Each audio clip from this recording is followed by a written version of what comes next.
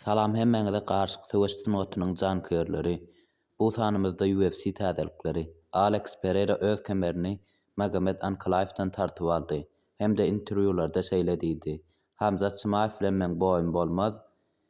Men oňla täwessem derejem artmar" diýdi. Hamzat Chimaew bolsa şol interwýulardan soň şeýle pikir bildirdi: "Pereira diňe şeýle pikir bildirýär, derejem artmar diýip. Ol menden gorkýar" diýip pikir bildirdi. Magomed Ankalaev bolsa ýeňilişden soň öz interwýularyny paýlaşdy. Ýakyn 4 mundyň içinde MMA dünýäsi kanalynyň UFC täzelikleri kanaly agza bolmagy ýatdan çykarmaň. Alex Pereira öz kemerini Magomed Ankalaev'dan tartyp aldy.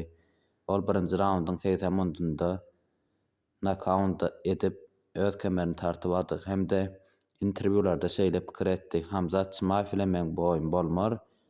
Bu anyk. Men Johnny Jones bilen final bäsleşigini geçirmeli, agyr kylady" diýip şeýle pikirleri bildirdi. "Men Dana White bilenem gepleşdim. Hamzat Chimaew bilen boýum bolmar. Sebäbi onuň derejesi pes. Ol häli UFC'de doly güýjüni görkezmedi" diýip pikirlerini bildirdi. Şol interwýudan soň Hamzat hem öz pikirlerini paýlaşdy. Hamzat şeýle diýdi: "Alex Pereira menden gaçmasyny dowam edýär. Ol haçan Hamzat bilen söwüşjekmiň diýseň, men agyr kyla geçsek, men Hamzat bilen boý geçirsem derejem artmar diýen bahanalary tapýar. Men oň bilen söwüşsem, ony knockout etjekdigimi bilýän." Hamzatyň interwýularynda ol agyr kyla geçmeli bolsa-da Pereira bilen söwüşjekdigini aýtyp geçipdi. Bu söwüş bolarmy, bolmarmy? Kommentar ede belläň.